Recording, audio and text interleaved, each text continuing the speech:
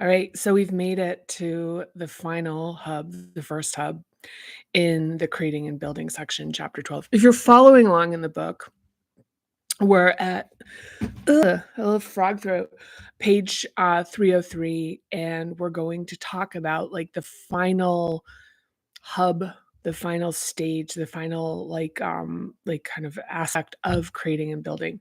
And so if you remember, or if you've been along for the entire ride, in the beginning we talk about where you find your idea and that process of inquiry that's incredibly expansive and limitless. And this is where in discussions of manifestation you get a lot of like the popular culture stuff, which is like getting the idea you are limitless, and the thing is this, and part of the discussion in the second hub is like the nuance and being able to hold two complementary opposites at the same time and to have them kind of coexist and create an emergent property. Stay with me, that's a little bit um like a little word salad, but the thing is that there's this complementary opposite, and this section that we're about to get into, first hub descending, the final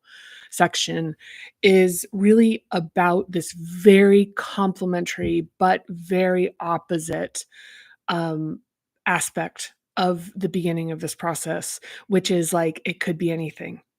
And it's being incredibly receptive and open and, sort of contemplating this notion of having like infinite potential. But the thing about infinite potential is you're talking about, like an infinity, billions and billions of storylines. And this is about bringing like manifestation is about practical reality. And and the thing is, and this is, I really get where this comes off as cynical, but kind of like coasting in the energy of the upper hubs of being really idealistic, being really, like, excited, having a lot of ideas for something that are like, "And then we could do this, and then in the cafe, there'd be teas, and we'd have people that do this, and on these nights, we'd have music, and we have this, and we have this, and, this is the color the cabinets would be, and this is we'd have we'd get the space here, and then we'd build this out." And that is a space to exist in for this. This is part of the crystallizing the vision is allowing the ideation to like land and to be able to have all the inspiration. And part of being really like upper hub dominant is that those are the stages that will come really naturally and to a certain extent, and especially you even want to cultivate them in this process. But what we're doing in each of these hubs is we're slowly densifying this into becoming a practical reality.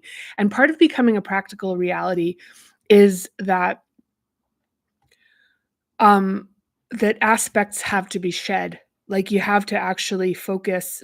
There is a limitation about what you can create. And this is something where Anodea Judith talks about this, and when she spoke about it, it was the first time I'd actually heard somebody in the new age space speak to this, because it had been, I've talked about this in previous readings about sitting in a cafe in Bali and listening to a fellow diner say, "Oh, I just, my laptop just died, so I'm just sitting on wait. I'm like sort of focusing on manifesting it." Right. And I remember being like, wow, that's a, at the time I didn't have like a framework for it, but I was like, yeah, that's a real like upper hub thing, which is like, okay, I'm really focusing on the thing that I want, but then the execution part of actually, and to a certain extent they were communicating about it.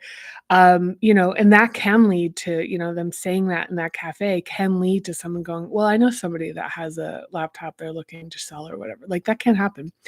But as far as like a very concentrated, focused execution, that we continue making it through the hubs, and specifically into third, second, and first hub, which are, they're like, as previously discussed as well, like when you're dominant in, like, you're really strong in execution, you're really strong in, like in like being able to like make it fun and like almost hedonistic and like figure out what people like makes them feel good and like do that and connect with what resonates with people. And now we're talking about like, okay, it's kind of forsaking the vision for all others. And, if you're building like in software, it's like there's a practical reality that has to do with resources. And and so and this, the practical reality that's to do with resources.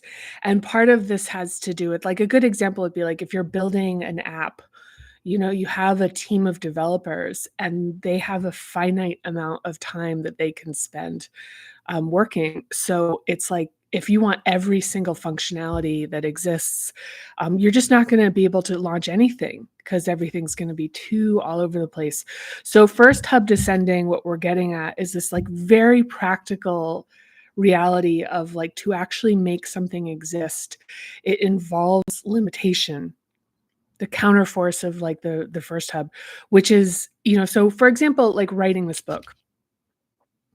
And actually, um, wow, this actually there's a kind of a full circle realization that just happened for me, but I had to just not do it like to be able to create and like develop something like this. There are so many other things I couldn't do. So it was like I just had I mean, it was like it took all of my energy, and so there were a lot of other things that literally were forsaken for the sake of actual like the practical execution and the focus and the, like, grounding of the reality.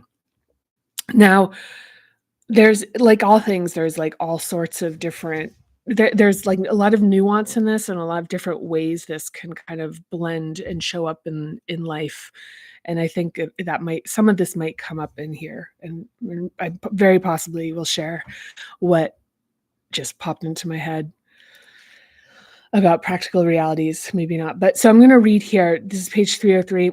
So the top of the funnel is expansive and limitless, but there are practical realities for bringing something into the physical world. Your time is finite and financial resources have limitations. This is the stage of the process with the least amount of magical thinking. It becomes an exercise in practicality and accounting as you reach completion and transition into ongoing execution and maintenance. My froggy throat. Ribbit. If there's still the unrestricted and expansive thinking of earlier stages, the project will struggle with lack of focus. This is where specialization, delegation, and focus are crucial to your success. If you try to be good at too many things at once, you'll wind up not being good at anything. And there's another part of this, and this is coming up for me right now because I am so one of the things that's come through with this is that I'm going to be working with someone to develop a podcast, and part of that, and as I've been thinking about it this morning, is that one of the other things that have to do with like the practical execution is that there's also this aspect of really being considerate of like other people and their needs, but in this, so this is where like fourth kind of lens, like kind of lens into this. Actually, I'm not going to talk that much about that. So as unsexy as it is, this is a hub of limitation. If you've skipped stages, you may be too expansive and impractical, out of touch with the market, or even out of touch with yourself. When the rubber meets the road, you'll know how well you've prepared, which can be sobering and which requires further iteration and the effort of revising previous hubs.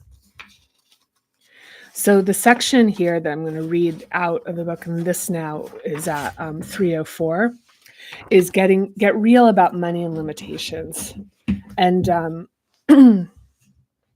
so there are practical realities about what you can afford to do and how you can make your project financially sustainable. Not everything needs to be monetized, but the people who work for you should be compensated. If you're talking if you're taking on unpaid interns, encouraging people to work for exposure and experience, and pushing for substandard compensation in exchange for equity that is currently worthless, then you're not ready. If you can't afford to pay people you don't deserve their labor, preying on others is unacceptable. There are exceptions to this, but very few. Figure out how to save money or raise funds for your project. This is, I understand this is like, would be considered really unpopular. And as somebody who has done this to great result in many areas of my life, I can say that there is kind of a cost to it. This is something that's often encouraged to recruit people and get people to be really excited. And the thing is, if there's something they recognize as, like, their interest in being part of what you're doing, and it really, like, working with the things that matter to them, that's a whole other story.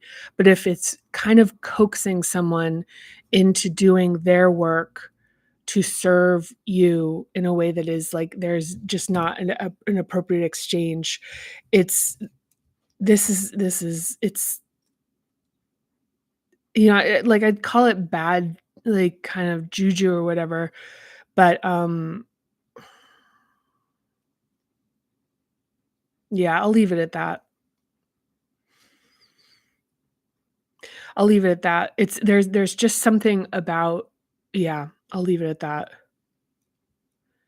There are exceptions to this, but very few figure out how to save money and raise funds for your project. This is equally potent if you expect to be well paid or enriched for your work. Also, fair compensation inspires a high quality of work and attention. If people are being tasked with creative work while trying to handle the anxiety of not being able to pay bills, you will not access their full potential. There's no better way to enact your respect for other people's effort than to compensate them and express your appreciation. So, if there's a barter, say you're a massage therapist and you're like, okay, you get some body work, I'll do some writing for you, like that kind of thing where there's an agreed upon exchange. But if there's kind of a seduction, and I'm saying this as somebody who's been absolutely complicit in in this type of behavior of trying to woo people into wanting to be part of what you're doing without really appreciating what they're pouring into it. And especially in the eras of my life where I was less conscious of even notions that were discussed in the past, reading, which is like filling your own cup and then giving the overflow to others. That and this has a lot to do with, and just full disclosure, this past year for me with working on Parinama in a very singular way and coming to understand it better, that like there's that has a lot of that has to do with this knowledge that kind of bringing people in with you have to pay like, I don't know, I'm not gonna say you have to. It's something I feel strongly about. I'm actually not, yeah, I feel there's a lot that can be said on this. I'm not gonna add it in. But back to this kind of, so this is the whole thing. I'm glad I'm reading this today, actually. But this is the thing where understanding like sacrifice of other things, it's like even with writing the book, in the beginning, I was doing consulting and, and making money. And so there was like this whole matter of realizing like that was like actually creating too much dilution in my ability to focus on this. So that decision to forego this practical aspect of my life, was, I mean, I could. So back to the thing, it's like I was real about like what my financial situation is, but but also, I mean, it's like a sacrifice. It's like, okay, we're moving into a different notion, like, mode here. And also, I think it's earlier in the chapter, when I used to do advising for for companies when, I did, like, stuff with Babson and, with, like, startup accelerators and stuff. One of the f first q the probably, one of the first questions I would ask would be, like, how long can they do work on this until they run out of money to pay to cover their basic needs? And this is super, like, this is, especially, and this is for, especially for like, this for, actually, this applies to anyone. And this is, like, there's a lot of, like, cultural narrative about, people are, like, put their businesses on credit cards and stuff, but if you look at the back end of that, they usually have, like, significant safety nets behind them, by the way. So these stories of somebody, like, really risking it all is, like, on one layer, and then they have, like, wealthy families, and they have, other social supports that make that risk significantly hedged.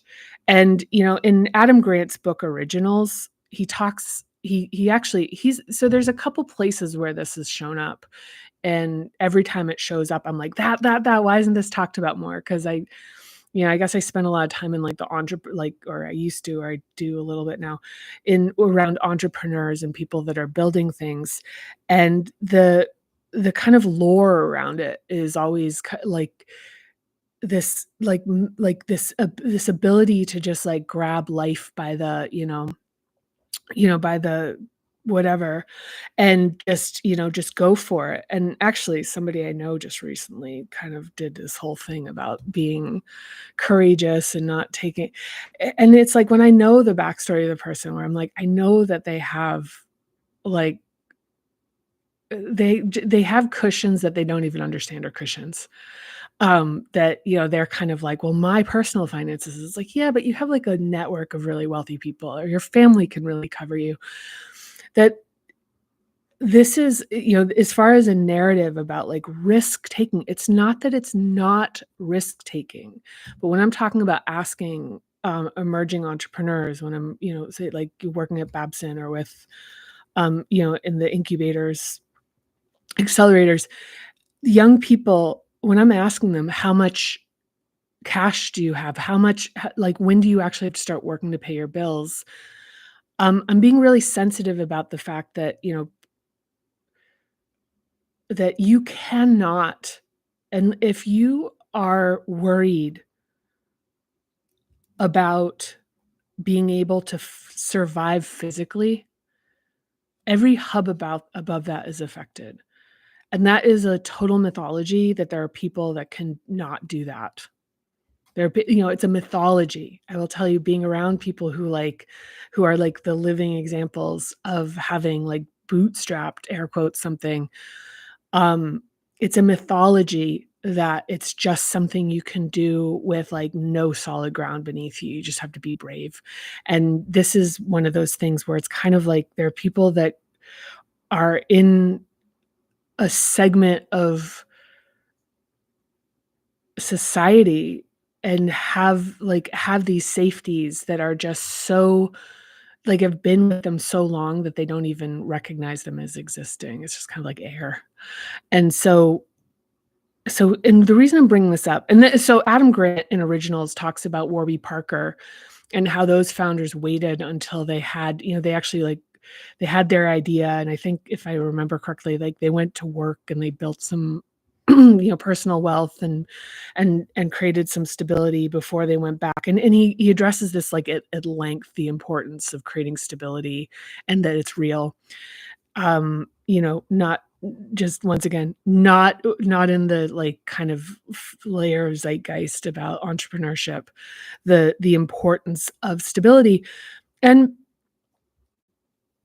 the thing is, this isn't meant to be discouraging.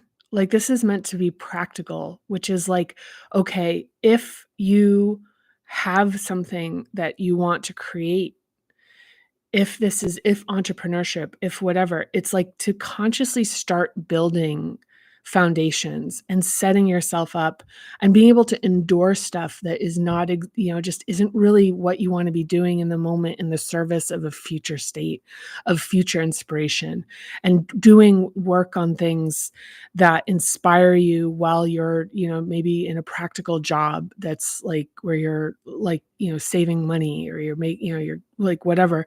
Um, like that there's like that's actually part of a really like extraordinary origin story, is that.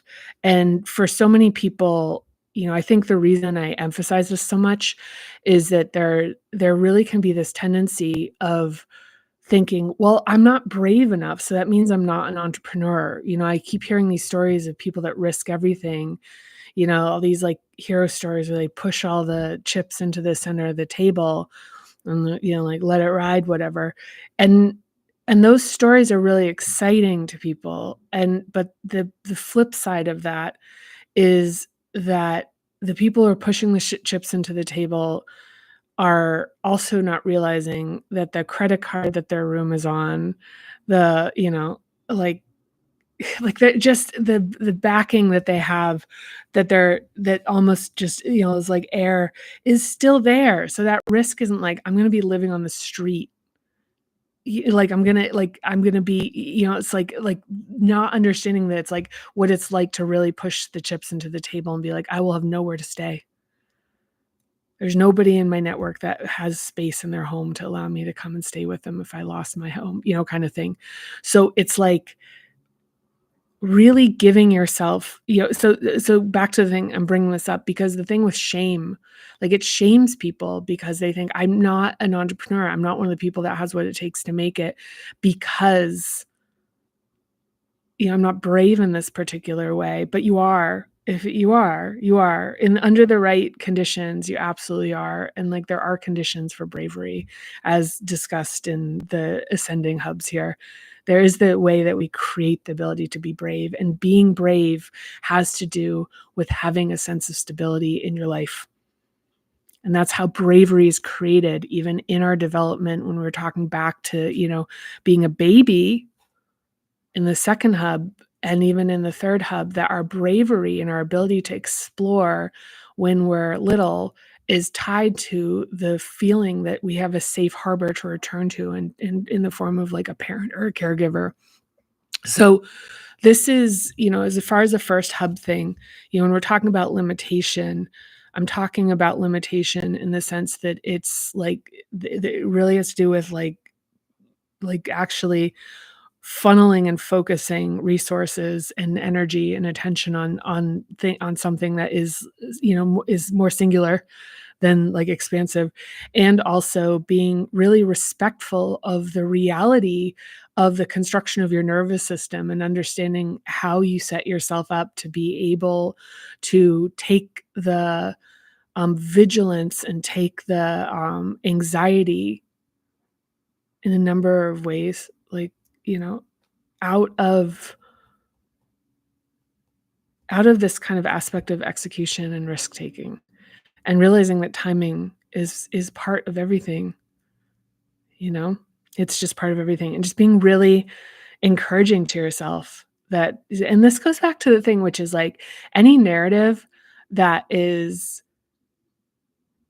any narrative that like puts you as kind of this kind of ne'er-do-well, dumb, lazy, doing it wrong, embarrassing, whatever, to really question those, to question any of those narratives. Because, like, as we're stating here, it's like if you're like, I'm not brave, it's like you're brave under the right conditions. And part of creating, like, part of being in those conditions can involve creating them, which is setting yourself up. And so it's like if you're kind of like, oh, this is drudgery in the job that you're doing, and in some of the conditions of your life, is to actually be able to flip that and be like, I'm doing this in the service of something that I consider to be greater and inspiring.